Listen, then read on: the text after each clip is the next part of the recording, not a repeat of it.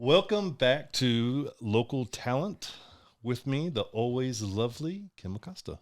Thank you. How are you doing, Kim? I'm doing really good. I'm really happy to be here. Yeah? Sincerely. Yeah. Thank you. It's been a while since we have seen each other. Yes. We used to be in the Tri-County Chamber together and all that. So the elevator pitch for those listening or watching? I help attorneys go to heaven. You help attorneys go to heaven. That's my tagline. I sell LegalShield and ID Shield. LegalShield. What is LegalShield for those of us who don't know? LegalShield is like your medical insurance, except it's legal. Legal insurance. Okay. So what would be the benefit of a person having LegalShield? Peace of mind, saving money, wise decisions, making sure their rights are being protected. So I remember I was going to have some legal issues coming up, and I reached out to you, and I was like, I foresee some issues coming, out in front of me. I don't know what I should do or how I should go about doing this. I said, can you talk to me a little bit about this LegalShield? Because I didn't, I'm really dense, and it takes a lot of time for me to pick up on something. And so at all the networking groups that I'd seen you at, and out of all of the times that I heard the pitch, I was like, okay, so I really don't know what it is that you do. I know you do something with legal stuff. I'm going to need some legal stuff here soon. So you got me pointing in the right direction. What was really nice is I had a question. I had a legal question. I could just call up and ask. I've had to use lawyers in the past, just straight one-on-one lawyers, and it was expensive. It was Frustrating. Frustrating to say the least. And I just felt like I wasn't supposed to be there. They just make you feel like you're wasting their time all the time. You know what I mean? And it's like, I'm paying you for your time right now. Yeah. A hefty fee, I might add. Yeah. So with LegalShield, though, it's not that way. Yeah. Usually when people come to me, it's in a situation like yours. It's not like they're coming to me positive. Yeah, well. Usually there's a 911 or there's something looming that's occurring and happening. And I just want them to be sincere. I won't share what it is they tell me. Trust me. Yeah. There ain't nothing I ain't heard. You know what about I'm thinking the elected about this. officials. No, I'm just kidding. I'm sitting here thinking this could be a side hustle for you. You could do the confessions. Yeah. But by them being, and I tell them, I need you to be transparent with me, because if you're not, I don't know how. Exactly, because I know the coverage, I know the plans inside and out, because we have so many different ones, because they have to fit each person's need or situation, and just tell me what it is, which is what I do with you. Kind of tell me what you want, what you don't, however much you want to divulge, so I know how to direct you. Right. And that's what I do. Well, if you do this, well, if you need tax, well, if you need your will, that's what I need to know, and then I can help direct you to what's the right plan. I'm not a shark, as you call it, in business and sales. Is I don't go for, hey, let me enroll you the most expensive one, because people don't know. Right.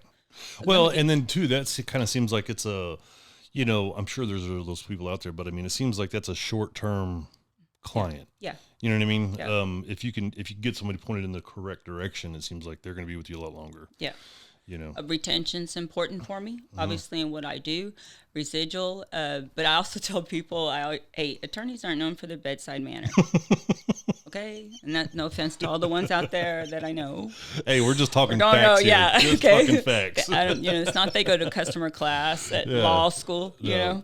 And they're in business just like you and I. Okay, and so it's those billable hours. So you ever get that delay from the attorney? Didn't get the call back. I'm like, you pay them in full, and they're like MIA on you, and that's all the stuff I hear and that people deal. And I used attorneys prior to LegalShield as well, so I experienced it myself. And it's just being able to give people peace of mind, direction, answers, justice, as cheesy as that sounds, because like I always tell employees when I present with employees, because I also offer it as an employee benefit, is that typically I find most people don't mind paying if they owe something, or whatever. But I don't want to pay it if I don't owe it. Right. And a lot of times in that legal fine print, everything we say and do is, some type of legal contract or terms and stuff. And sometimes people just pay not even knowing, hey, Right. do you even know this? So I just try to be their voice of, to think about it. Call, like you said, I'm not an attorney. I didn't go to law school. Right. Call and talk to an attorney, get some answers, get some direction, and then see where to go. What did you do before LegalShield? My ex-husband and I actually had a business here in New Braunfels for a number of years that his family done. I was actually a quote-unquote sanitation worker. Most people don't know that when they see me. That's a nice way of saying garbage lady. Trash lady. Yeah. You didn't know that either? No, sure didn't. We had a private-owned trash route we did for a pretty affluent neighborhood. Nice. That his father had done for a number of years. Landscaping, excavating, hauling, CDL. That's, again, LegalShield, where I understand CDL drivers and what they have to deal with. And then we also did septic installation. And then before that, I was a cake decorator for, let's just say, a major Texas grocery chain. Cake decorator. How did that evolve? So there's three things that you just told me here, and they're like with my businesses, it's easy. You can see the simple thinking of me. I'm like, okay, I draw blueprints. I'm gonna start a printing company that prints only blueprint. So like I'm seeing three different businesses that are way different. How did we get here? How did this happen? Well, at the time, by the time I finished with HEB, I had had major surgeries on my hands and my arms. As a cake decorator, I was a single mom at the time, raising both kids by myself, no help.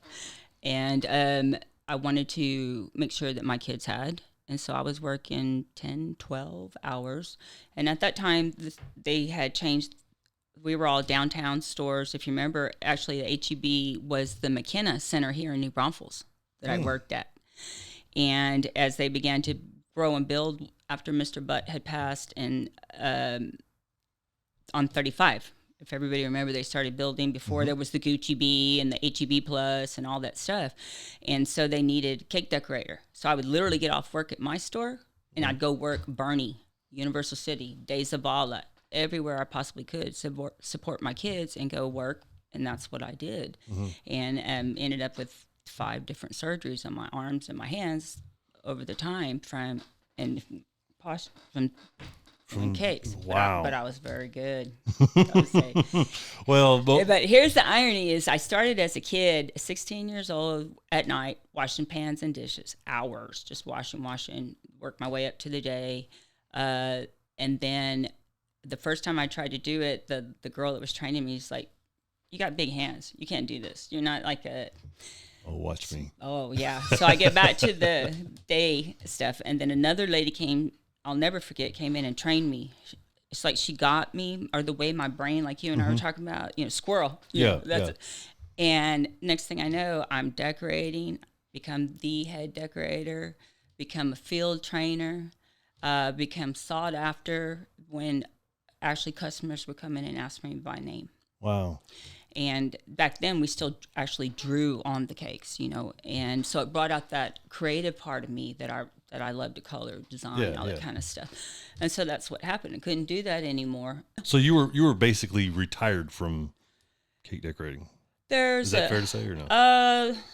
I mean, you couldn't physically do it anymore? Or? I couldn't physically do it anymore. Let's put it this way. They were all, as long as I was working, serving, doing all the things I needed to be doing, and field training. I mean, I was San Marcos store when it opened, all of those.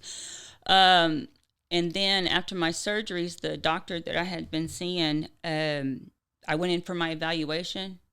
Keep in mind, I'm only 20-some years old. I don't know nothing about legal, anything.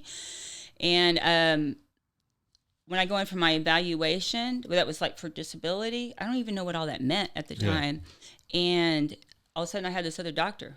Hadn't been my surgeon, hadn't been the person who had been with me through therapy and the things. And he came in and gave me my rating. And I didn't know at the time, he gave me 10%, and I think it was like 12% or something to get disability. And I was like, wait. I got surgery pending like Monday or Tuesday on the left side now, my left elbow and hand. And he's like, what are you going to do? Live off of welfare the rest of your life? And I said, excuse me? Wow. And all I'm thinking is I'm a 20-something-year-old mom with 2 kids. What am I going to do? And you're telling me that after I, poured my heart, worked 6-7 days a week, everything I could. And so finished that surgery, went back. They put me on light duty. That was no repetitive wrist movement. Mm-hmm. And so they put me in the meat market, which back then was wrapping. It wasn't vacuum sealed. And as a cashier. Repetitive. Wrist movement. Both of them. Wow. And so I couldn't physically do it anymore. And by then I had remarried, and he was working for a company, a major underground construction company that's still in business, with his ex-wife's family, Ashley, that had gotten him the job. He was working for them, really good company. So then one day I was just like, hey, you know what? But I guess because I think about it, I come from blue collar family. They were all self-employed. And I said, why don't we just do it? And that's what we ended up doing. And it evolved from typically, if you're out doing somebody's landscaping, especially in a more affluent neighborhood, well, they also want you to clean their pool. Yeah. They also want you to clean their boat One-stop shop. Yeah. Either boat dock. Yeah. And so that's how it evolved. And then oldest nephew is very entrepreneurial. He's the only one that's not allowed to call me aunt. We're more like brother and sister. And he kept telling me that whole network marketing thing. I didn't get it, MLM. I had never been exposed to anything like that, Jason. Not through Mary Kay, Avon, or anything. And he kept saying, hey, how about you watch the CD? We had a relationship, and I said, hey, how about I not? Finally, by the 3rd time, he's like, damn it, Kim, if you just watch this video, I'll leave you alone. I said, you swear you'll leave me alone? I don't want to hear another word about it. So, ironically, that's what's happened. And I looked at the CD, and I was like, well, kind of made sense to me. As an employee, could I have used some advice legally? So what was the CD? Was it LegalShield? LegalShield. Wow. But back then, it was prepaid legal.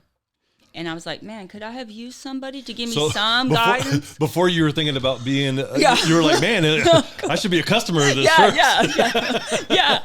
And then I was like, as business owners, how many times we could have used contracts, documents. We got to a point where we grew finally, because times were tight when we have employees. That gets into another whole legal. So that's why I understand business owners when they're talking about it. So the irony is everything I had experienced up until that point could have been solved. Or at least some direction or answers or something with LegalShield. At that time, I saw LegalShield was prepaid legal at the time was like a buffet. And I was like, wait a minute. There's the part for CDL drivers. And then there's small business owners. And then there's employee benefits. And then there is the MLM side. And so I actually dabbled, got certified, went through classes, training for all of it to find what was my niche. And the irony is what you're talking about. Well, you're telling me cake decorator, septics. Every single one of those plans, I can tell you about it, talk to you about it, and understand how I can best serve and help. And so that's kind of the way it evolved. And then I like to call it ignorance on fire. Because let's just say I honored the vows, and he didn't. So I go through divorce, and here I am now. My kids are grown, teenagers, and I had to make a life-changing decision. Did I want to go back and work for somebody like you and I talked about, corporate America? They own you, tell you when you can go on vacation, when you can have a weekend, you can have a break, when you can go to the bathroom. Because if you're in the smaller departments like that, to be able to get away is like, I'm like, I got 30 cakes that are due by noon on Saturday. Yeah. Kind of thing. And I remember we were going to take off 4th of July week in New Braunfels. Do I need to say any more? You can't take off 4th of July weekend in the grocery store in New Braunfels. That was the busiest week because everybody came here as a tourist town. I didn't want to start up a business again, though, because I saw what my ex-husband and I back in the day before it was healthy and popular to eat ground turkey, we were eating it because it was 29 cents a pound because it's all we could afford, because all the money went back into equipment. dump trucks, Well, backhoes. yeah, I mean, it's small business. That's generally how it repairs. is, you know? Yeah, overhead. And I didn't want to go back to school. I'm like, in my 40s, man, what am I going to do? Yeah. And so I got into the group enrollment arena of prepaid legal at the time, just really, really focused on it. And the reason I say I was ignorance on fire, I really didn't know what I was doing, but I knew I had bills to pay. Yeah. I had to support myself. What was I going to do? I wasn't going to be dependent on anybody else. And I started door knocking. And you want to be in high heels, in a suit, in South Texas, door knocking during the summer? Yeah. So that's what happened. And then I just kept building on it. Now I did do the whole MLM, the team building and all that. And matter of fact, at the height of when that had really occurred, I built this massive team in Dallas, Texas, just through groups and networking and things that occurred and happened. And man, I was bringing in 10,000 a month. Wow. As you know, right around that time after that occurred and happened, my daughter passed away. That changes your Everything. Oh yeah, your perspective. No, you're fine. The trajectory of your life. You never look at anything the same. I can't, certain color, certain smell, in a good way. And it was time to go to another, event where you go present and bring guests and that type of thing. And I remember somebody on my team calling me, just kind of chewing me out, and was like, "You didn't call me. You should have encouraged me. You should have." And yeah, you know me. I was like, I got something to tell you now. and I will say this is that there were days it was hard for me to get up and shower, dress, put on a suit, put up makeup, and show up and show out, so to speak. And you want me to call you, and you knew this, And it's not that the empathy wasn't there, and it's that I couldn't have probably understood had it not happened to me either. Sure. But I'm like, really, you want me to tell you to get up and get dressed and get there, and it's taking everything I got right now for me to do it and show up. And I didn't say it that nicely. I'm sure you got your point across, though. Apparently, because she and her whole team kind of exited. But that was a wake-up call for me that I was like, it wasn't fair to them, and it wasn't fair to me if my heart wasn't in that. Sure. Yeah. I'm wasting their time, my time. It's not fair to the members. To me, was more importantly, don't just enroll somebody for the money. Right. If you can't answer their questions, that kind of thing. I'm really passionate about that, about the members and the membership. And so I quit doing that part of it. And I had recruited brokers and all that kind of stuff. Aflac and Colonial and all the agents and stuff relationships I'd built over the years. But that became my focus, and that's how I ended up in LegalShield, and that's how I ended up, stick and stay, get your pay kind of thing, and that's what occurred and happened. And all those years I had built those groups of door knocking out there 2, 3, 4 years in cities and counties before I got those accounts. Well, I when you say door knocking, what comes to mind is you asked me to sub for you in a networking group once. And I was like, what does that mean? I had no idea. I was like, networking group. I mean, I'm not an idiot. I get it, but I'd never been in one. I didn't know anything about it. All I know is that you needed a hand. And I was like, I'll do whatever it is that you need. Just tell me when and where I need to be there, And then so whenever I got there, you you played this very well. I don't know if you remember or not, but you played this perfectly. What happened was, you're like, yeah, all you gotta do is show up and just, say, hey, I'm subbing for Kim. I was like, all right, yeah, I can definitely do that. So then when I get there, then you text messaged me the script, and I was like, whoa, timing. I'm already here now. I can't back out. So you knew me really well. My first rodeo. But what was going through my mind was the first time that I was there, I was just thinking, I never knew anything about how common or how many of these groups there are out there. So when you say that you're out door knocking, I believe you, because I can't only imagine how many networking groups you're a part of, much less door knocking. You know what I mean? Yeah. So like there was a couple of them that, we kind of, when Acme was doing the digital printing, you'd introduced us to this one here close by, and, I got Chase involved over there and he loved it. But, yeah, I was like, and you were so active in all of them, and I remember thinking, how does this woman do it? How does she get out to all of these places? Everybody knows who you are. Everybody knows.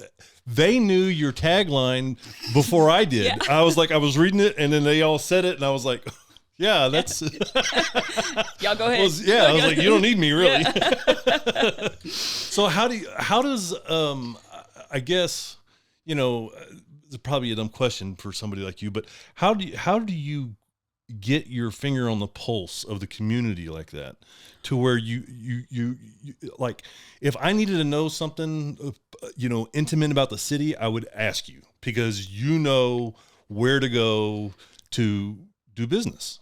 Yeah. How did you develop this? Exactly what I told you. Ignorance on fire.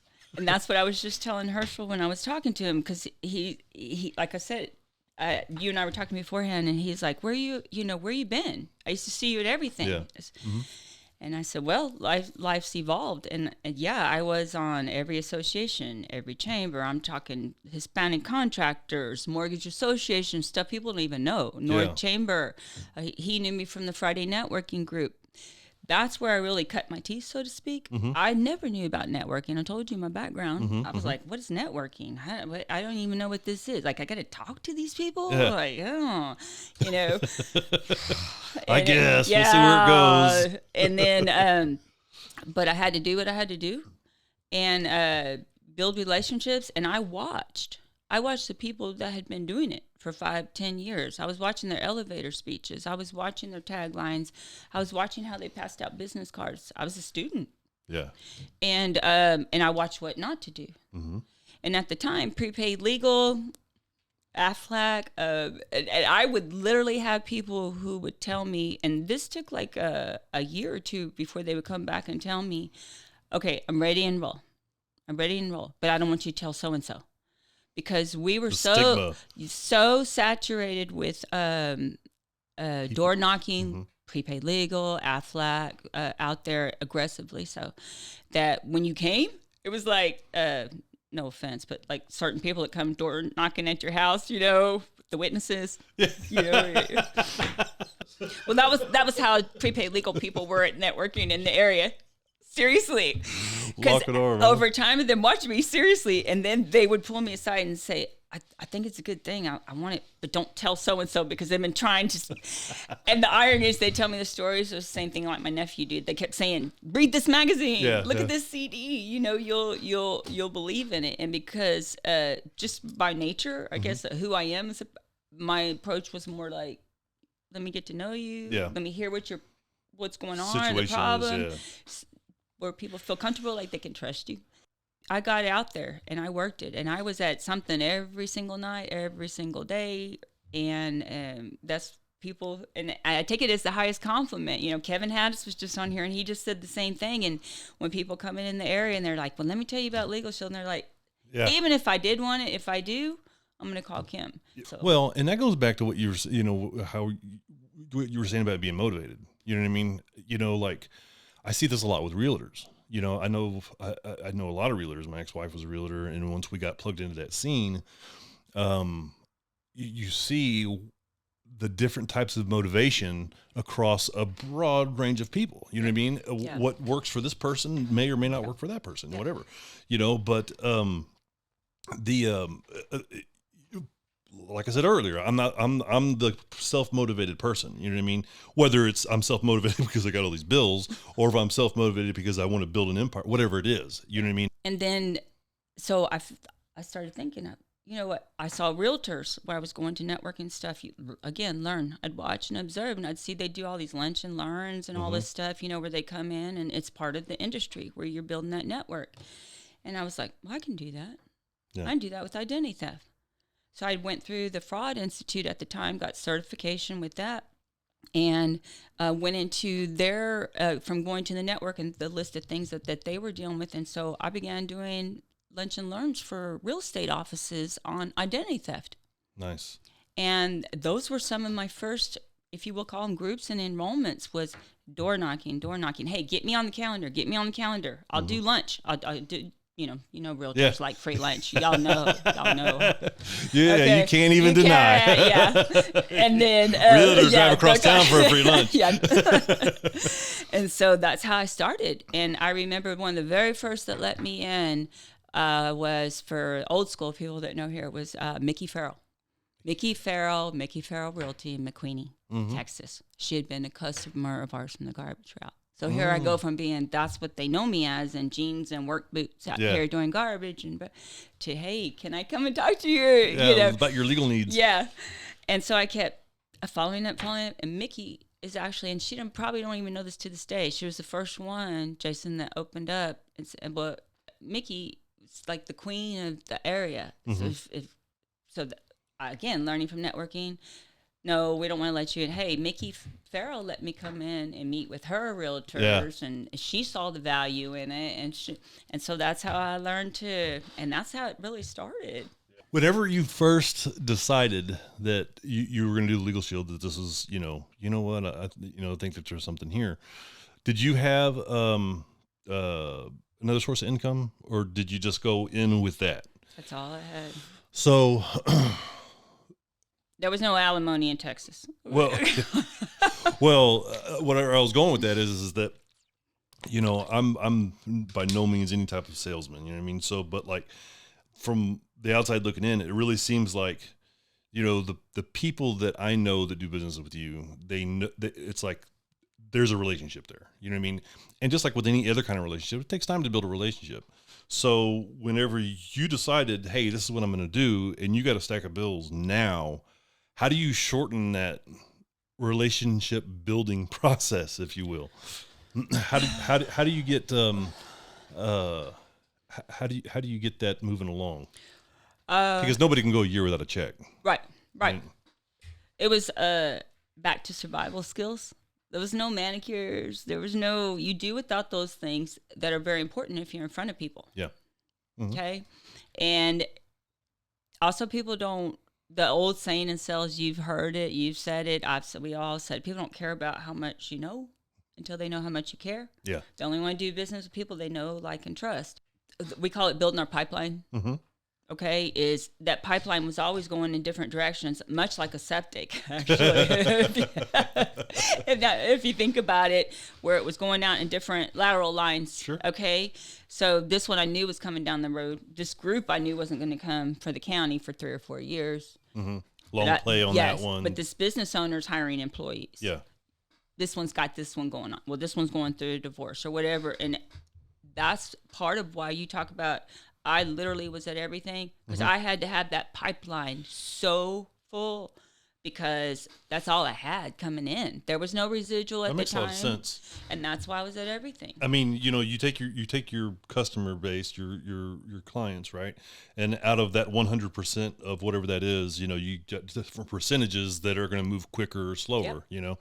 And then so just like in real estate, it's a numbers game. The more people you get out in front of, you know what I mean? Yep. Some of those long plays, of course you'll curate and, you'll develop that relationship. But, somebody that's going through a divorce or something, that timetable is going to move a little faster, Yep. People don't like to be pressured. I don't. Oh, I don't know anybody that says, please tell me something. Yeah. You walk in the furniture store and you're like, yeah. But I know it's numbers. So, and I know I have a heart to help people. So, and I can relate to everybody. So the more people that, I was in ministry, I was enrolling churches, brother. I was at church. I was at the chamber. You were at all of them. I was at all of them. And I just learned to refine what people want to hear. Yeah. The long elevator speech. No, they don't want to hear that. Look at my CD. They don't want to hear that. Hey, I help attorneys go to heaven. people are like, what does that mean? What? Why do you want to how help is that them? possible? That's what people tell me. They're like, you must be anointed. Well, so how long have you been with LegalShield? 17 and a half years. So I'm going to venture to say if there was a LegalShield 2.0 and you decided to go there, I have a very high suspicion that you would have a lot of people go with you. Because, of course, this is all speculation. But, I mean, again, it's the relationship. What's something that you wish that you would have knew before you started? How to network. How to network? It would have kept my learning curve down a lot sooner had I known how to network. Mm-hmm. It wasn't something, again, my background, what I did, and blue-collar family.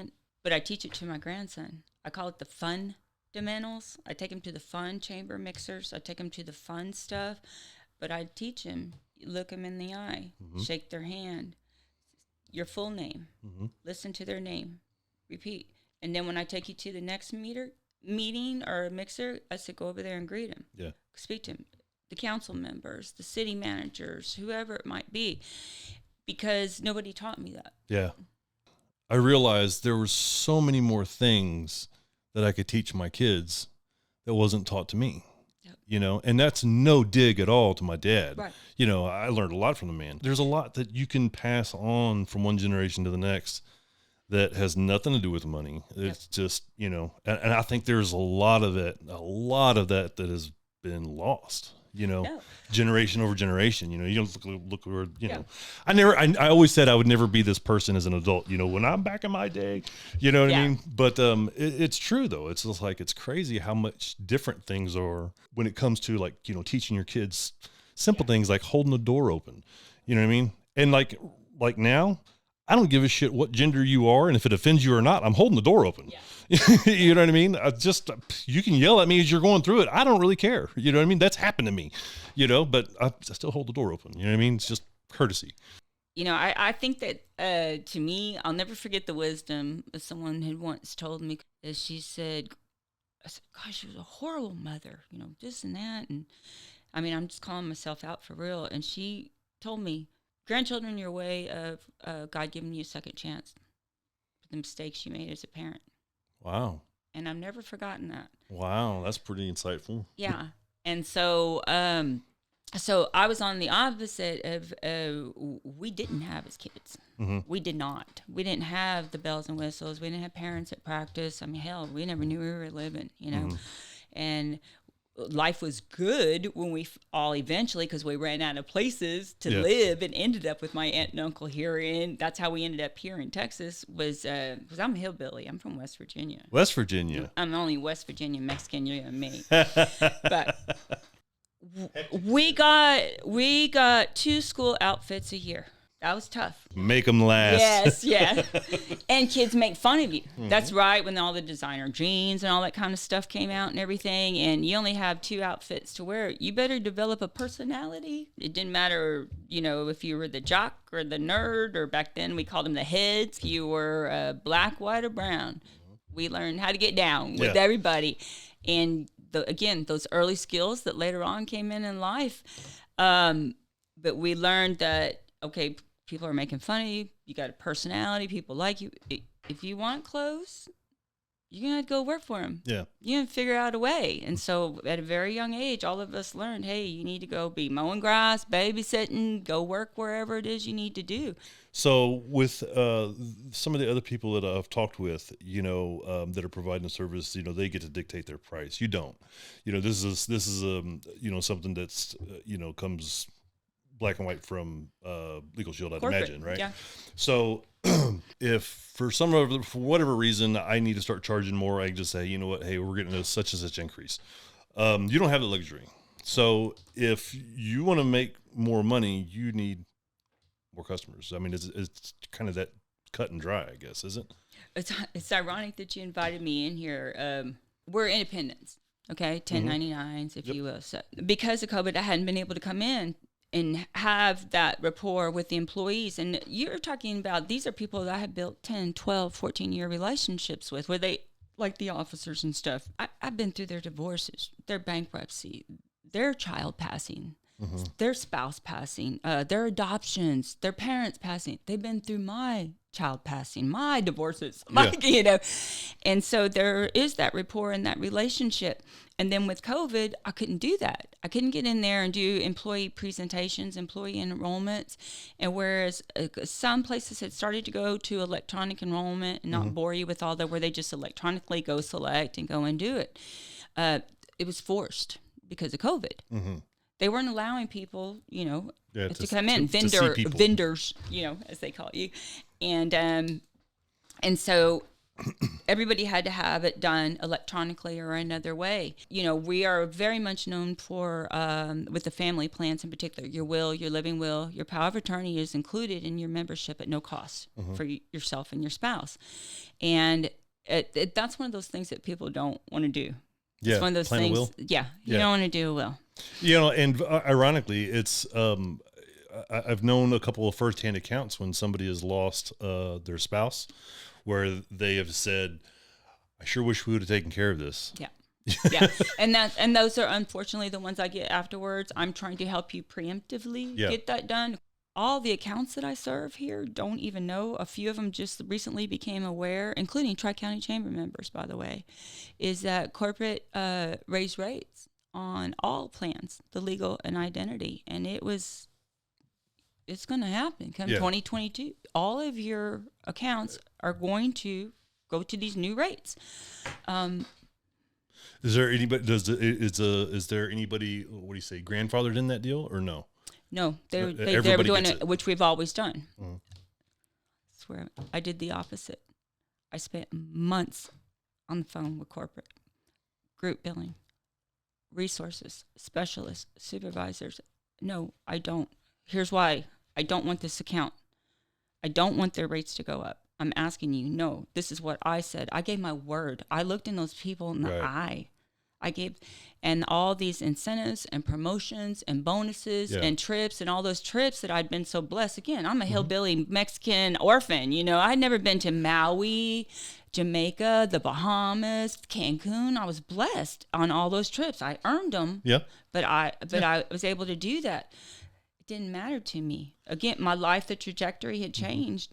And I'm like, my word to all those people and those employees and those chamber members meant more to me than any trip, any bonus, any incentive, is it the money? Yeah, it'd be great. But I had to be able to sleep at night. Yeah. And I fought for every group, every county. I don't care if it was a small plumbing company. I don't care if you had 500 employees. I fought for you the same. And I was successful in keeping every single one of them in those rates. Wow. HR didn't know.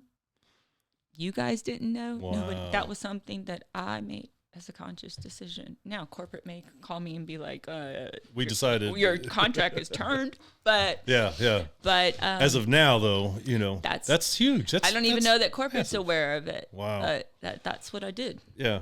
You can have every one of my trips moving forward. I looked these people in the eye based off of what you told me. Yes. And I believed in you. Yes. These people believe in me. Yes. I mean, another networking group I was in, and it's ironic because we had just talked about COVID. You try to get back together, couldn't, and then another COVID, and back and forth and stuff, and in green actually, and we were just talking about, hey, when do you turn off your phone?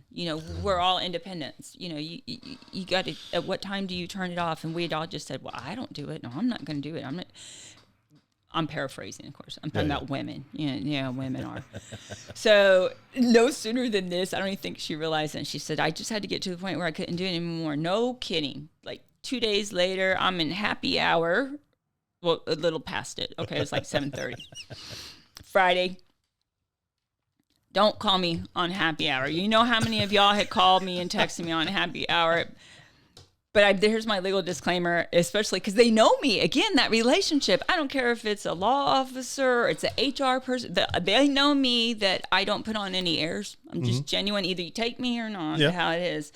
And I'll text them back and I'll be like, okay, just so you know, before I answer this question, it's happy hour. So don't hold me to anything I say. I'm pointing you in a direction. I'm telling you. Don't make any decisions until we can talk tomorrow. But I'll touch base with you tomorrow. Okay. And she turns around and she was an individual though. And she was understandably, just like I would be. I don't care if it's my cell phone or whoever it is, livid because she said, Kim, you said my rates were grandfathered in. So I just checked my account. Most people don't. Yeah. And it went up such and such and just blowing up my phone with texts and stuff. Hope she's not listening. And I was like, actually, they were like, was that me? It was quite a few of you. And so I stop it. Everything I'm doing. Yep. I'm thinking, wait, didn't we just say we weren't going to do this? And just, nope, do this. No, this is the verbiage. This is what, and I will. It's like they're my children. Mm-hmm. They're my ministry. I will get so defensive of them, and I will say, hey, no, this is what you need to say. This is how you need to word it. And she was military woman, and she was on it like that. And she texted me back the next day, and she says, thank you. Got it taken care of. Got it back to where it was. Nice. And that means something to me. Again, like I was telling you, because I gave those people my word. And yeah, you, me, all of us, we can't change certain parameters or regulations. Well, whenever you're dealing with money, it's really tough. It can be. For some people, it's not tough at all. But you know what it's like to, blue collar background to earn a dollar. Mm-hmm. You know what I mean? And then so for somebody to nonchalantly just say, hey, you know what, your rates are growing up. You're growing up. Your rates are going up. Yeah. You know what I mean? That's worse than a slap in the face. Yeah. I mean, that's. You know how, first of all, difficult it is just to get some of these people's business as it is. Yeah. It's been a little over an hour. I'm going to do a lightning round. Okay. Do you know what that is? Yes, I just discovered this. That's when you do a shot and I do a shot. Well, slightly different version of that. Pick a color, but don't pick the deck. You want blue?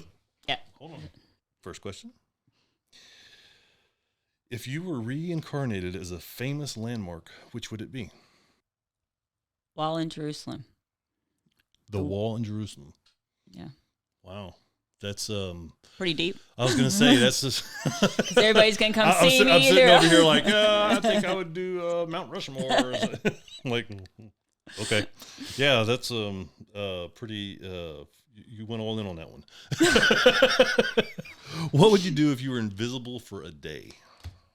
I want to go in the locker room, like Dallas Cowboys or Spurs, and not for the reason y'all are thinking. Okay, just to hear the back part again, that learning, hearing from them. I know it sounds on the other side. Yeah, just learning over there. Nobody knows I'm there. I don't want to say anything. I'm just like to get from the other perspective, not from the perspective everybody over here sees. Yeah, you want to hear the ass eating. Yeah. You want to hear what's going to make you get fired up after the quarter starts. Yeah, I want to hear when they slam the locker, what they say when the coach walks out or Jerry Jones walks out. That's what I want to hear. Yeah, that's the truth. If you could look through one person's email, wow, this is more of the same. Without them knowing, whose email would you look through? Mindy Paxton. If you got stuck in an elevator and were forced to listen to only one song, what song would it be? Love in an Elevator. Aerosmith. That would be very fitting. Yes. Would you rather go 30 days without your phone or your entire life without dessert? My entire life without dessert. Easy. Yeah. It's an easy one. What do you think is the biggest mistake that you made as... Do I call you a LegalShield representative? What would I call you? Yeah, a rep. Corporate calls us associates. Associate. But because it's a term, real estate insurance rep, people call me rep. Okay. So as a rep or an associate for legal, I keep wanting to say LegalZoom. Sorry. I hear that. I've been called every identity and every legal company you can imagine. So don't matter as long as you call Kim. That's right. You can call me whatever you want, just as long as you call me. What would you say is probably the biggest mistake that you've made working for LegalShield? Maybe getting away from the events and not attending them anymore. The networking events? Yeah. Not attending and specific to LegalShield event, because it's a family. Yeah. It really is. It's cliche, but I still see those people connected on Facebook and that type of thing. But hold on, the events, the LegalShield events. Yeah. Oh, I got you. Yeah. Not like the local networking events, but right. I got you with that. The local ones I'm still doing, but the corporate ones and stuff like that I've gotten away from. But again, life took a trajectory. Yeah. You know, I went into custody battle for years and driving back and forth, and it just didn't fit my life anymore. Right. One of the top reasons, if not the top reason, that I feel like I'm finding with everybody being an entrepreneur or freelancer, or whatever you want to call it, is the afforded freedom that they have to do what they need to do. Absolutely. You know, I remember just, I think whenever you and I met, you were kind of going through the tail end of some of that stuff. Mm-hmm. And even then, I know that, you had a full day on your plate every day, you know, between the 30 different networking events and then, legal issues or whatever, life threw at you. You were a busy gal. Yeah. And so who could pull that off with a 9-to-5? Yeah.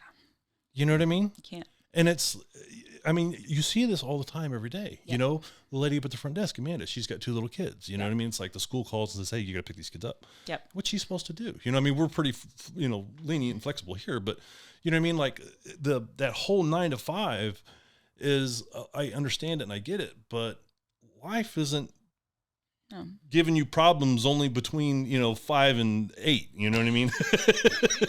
I do have to say you are absolutely right, because I did the thing with corporate America, and I can say I was just telling him at the Herschel, and he's like, yeah, but you used to be. I was like, dude, I paid my dues, man. I was out there pounding the streets, knocking doors. I've been very blessed. I worked hard. You do the speech, and and all the years I poured into it, and I've been on all the trips. They afforded all that to me. Yes, I worked for it, but trips, incentives, bonuses, car bonuses, things I never, from my background and what I'd been able to achieve. Mm-hmm.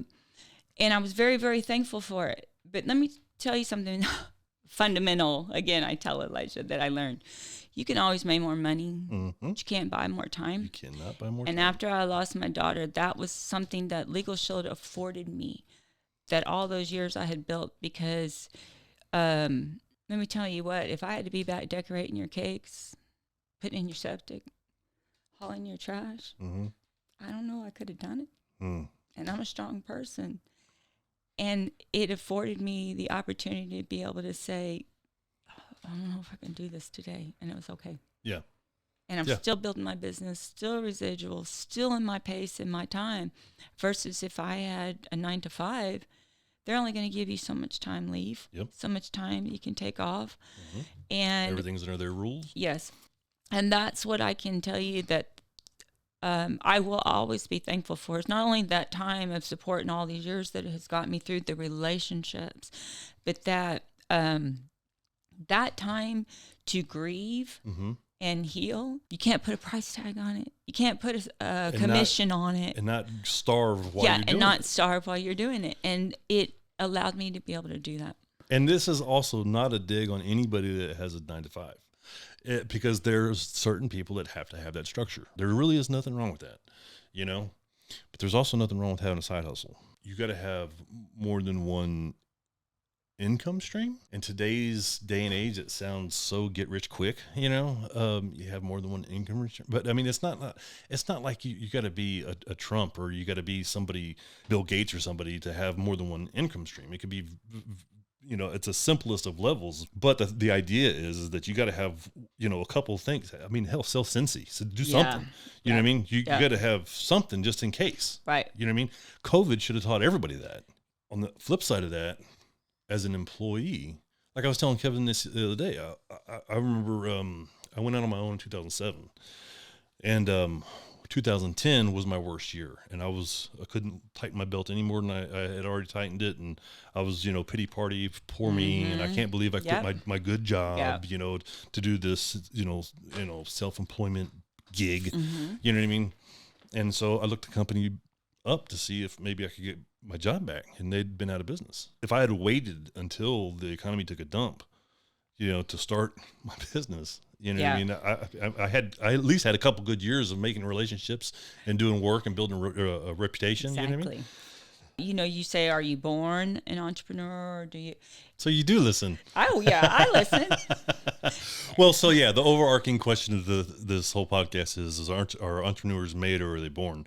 Obviously, it's both, It's but both. it's different for everybody. Yeah, You know, because of my background and what I told you as a kid, I wanted that 9 to 5 and that insurance and that security for my kids. And I gave everything, all that loyalty, everything I had built became better. And guess what? Yeah. That loyalty went one way. Yeah. And so that was a wake up call for me. Also, is like, what did Uncle Ray tell you? Nobody owes you nothing. Don't feel sorry for yourself. My uncle didn't even have a pair of pants to wear because all he had was his mechanic's uniforms because that's all he wore. And he had a pair of shorts that he wore around the house. That's all he had. Understanding that sacrifices that he made, that was my he's right. And so that also makes an entrepreneurial. It's whatever those early roots were that were put in that, hey, this 9 to 5, or actually for us it was 3 to 7 or 3 kind of thing. It ain't a thing. I think by default Americans have some sort of entrepreneurial spirit inside them. That's what we were founded on. Right, exactly right. It's not about money. You know what I mean? Money has a big part of it, but at the end of the day, it's about so much more than that. Yeah. Yeah. I mean, you're passionate about helping people. Yeah. And a lot of entrepreneurs are. What would you say is your favorite productivity tool? And I had to alter that for you because you're the networking queen. Outside, I know, I'm like outside of networking. Oh my God. What gets me? Is there anything? Yeah. Is there anything? What gets me going is an employee. Again, like I was talking, if an employee contacts me today and yesterday and the day before, when those employees contact me and they got an issue or a problem, concern, man, it gets me motivated. And all of a sudden, I'm like, wait, okay, do that. Okay, where's my to-do list? Let me get back over here. And nice. And that's what motivates me, or HR.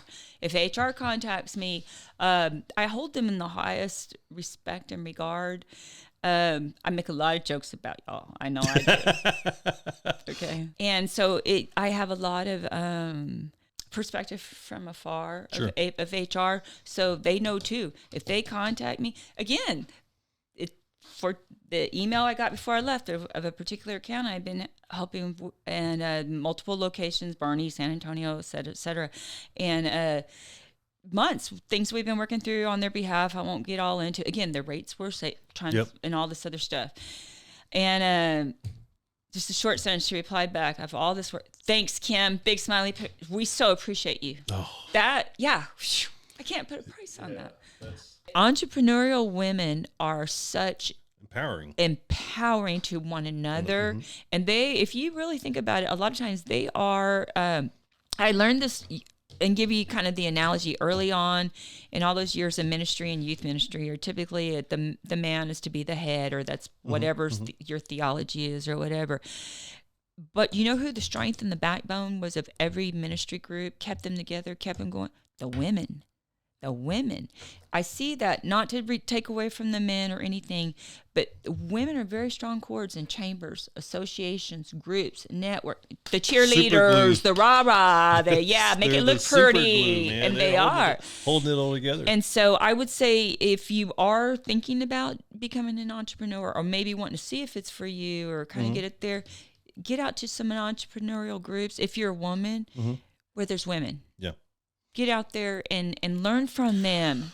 Yes, entrepreneurial women are very empowering. Yes, they are. They're also very cutthroat, but mostly empowering. Yes, they are too. Boy, and they'll Men commonly open with each other. Will tell you whatever, blah blah blah blah. But women seem to be open with women, but tell you how to do it. They'll tell you this is what doesn't work, and this is why it doesn't work, and this is what you need to stay away from, and this is what, you know what I mean? It's way different. Yeah. Do you have any competition with what you do? I can say that has recently evolved. HR was not aware until I was doing, Kim, what I do. Hey, HR, Kim, I got this issue, and I'm following up. And then that account was taken away from me. I knew that it took me 3 years of door knocking to get that appointment.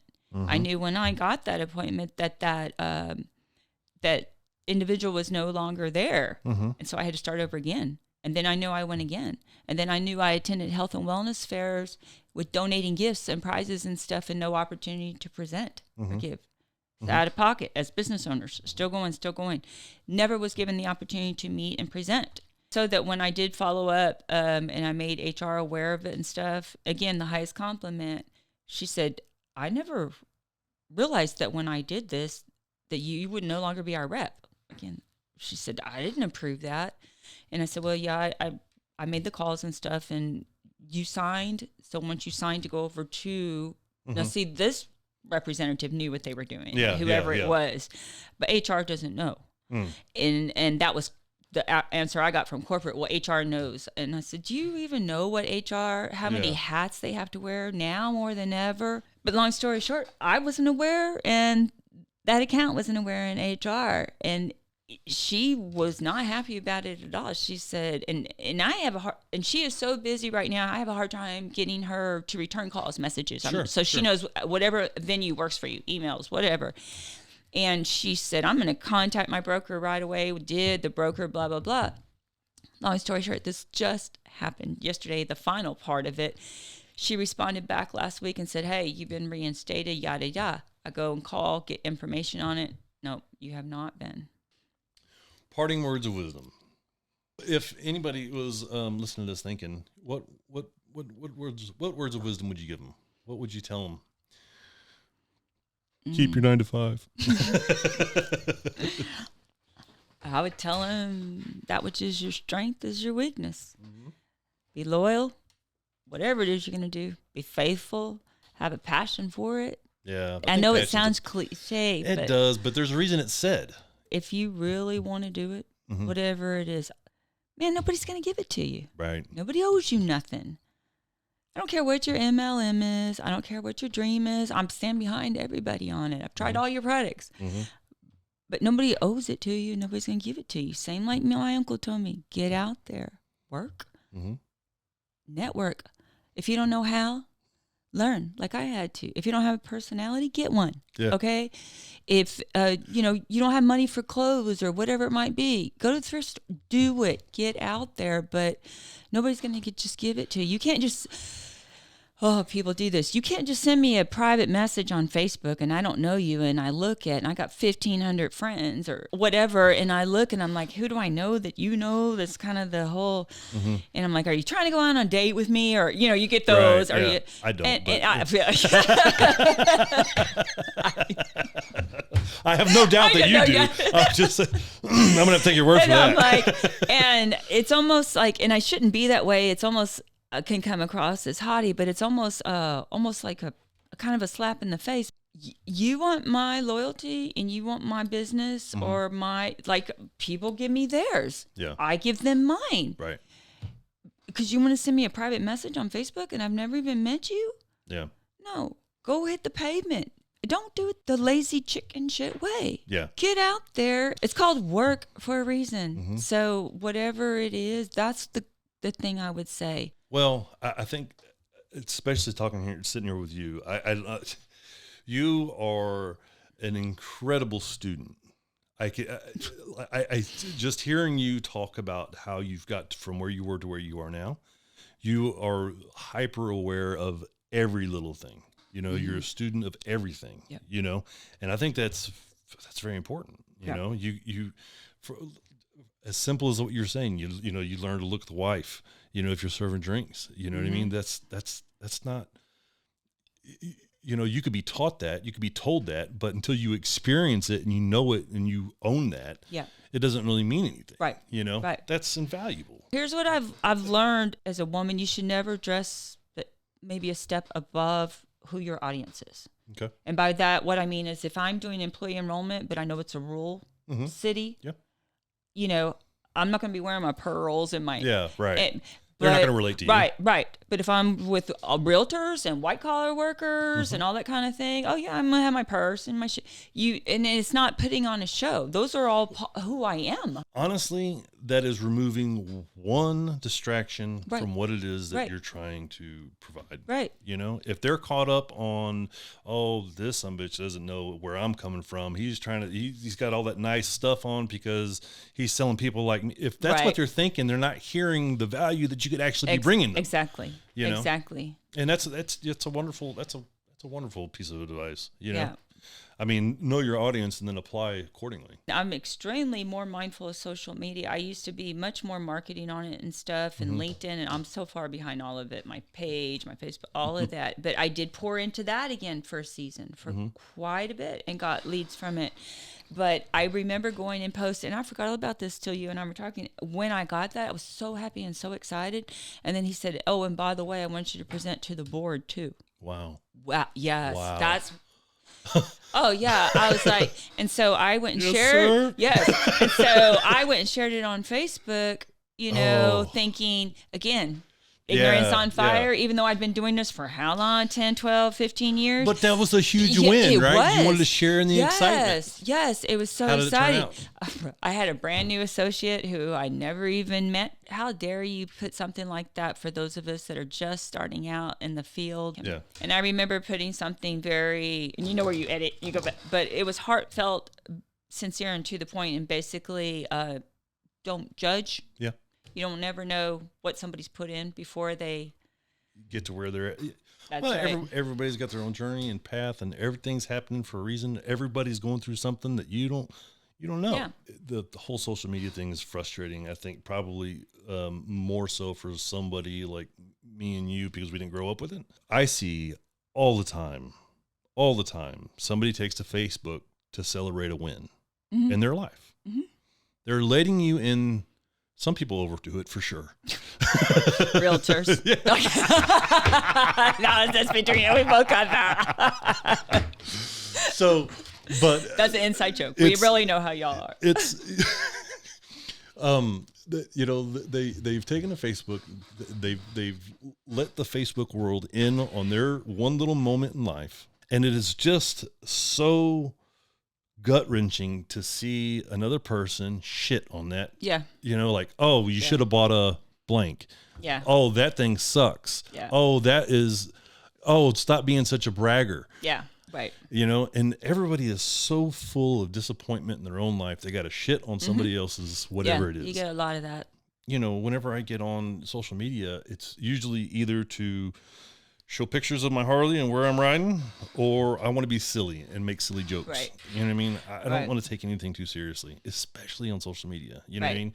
When my daughter had passed, and in hindsight, when it comes back on those Facebook memories, Oh. they're a bittersweet thing, aren't Yeah, they? they are. They're like a Yeah. double-edged sword. I got a couple of those with and, my mom here recently.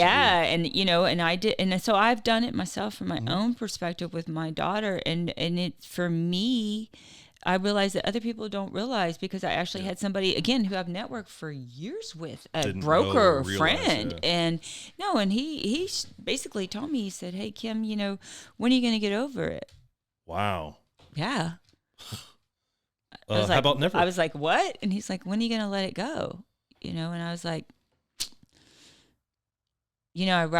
I can kind of understand how it's coming across, because I will do her memory, or on the anniversary of her passing, or if I see glitter or something like that, I wore today. It reminds me of her. Always, people know that about me that are close to me.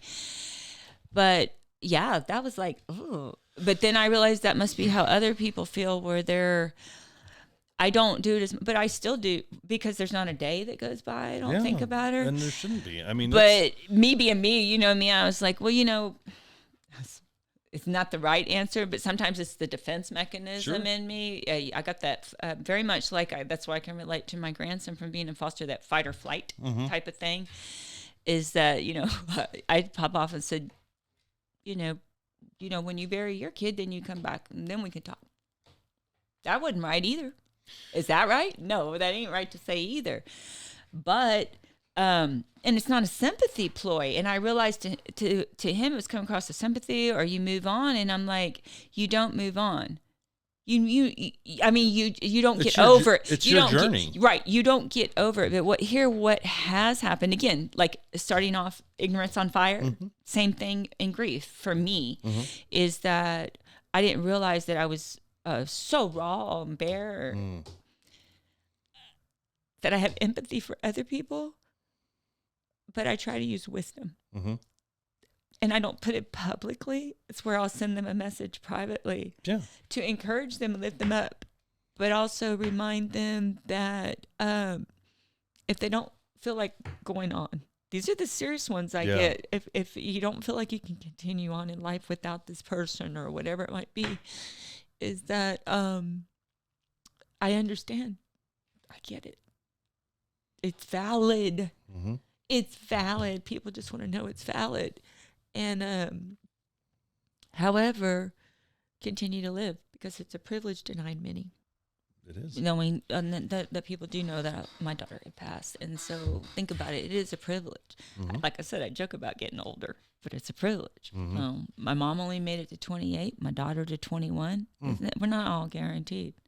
I tell you some of my favorite, I quote them all the time. My favorite movie quotes are Shawshank, get busy living or get busy dying. Mm-hmm. Still Magnolias, this is the chicken me, you know me. We're Chucky Mountain. The only thing that separates us from animals is our ability to accessorize. I had to put the Southern accent. Where can people find you online? KimAcosta.LegalShield.com Okay. for all your legal needs or questions and identity theft. I feel you come from the place of, you can stand behind what it is. You don't have to sell anything. You know what I Right. mean? You could just let the numbers speak for themselves. Right. You know what I mean? You can let the service speak for itself. Right. Yeah. Matter of fact, this year we're celebrating our 50-year anniversary. 50 years. Wow. Oh, I'm sure y'all just got lucky. Oh, yeah. 50 years, dude. 50 years of being lucky. Yeah. No such thing as luck. Kim, I appreciate you coming down today. Yeah, I appreciate it. I had a good time.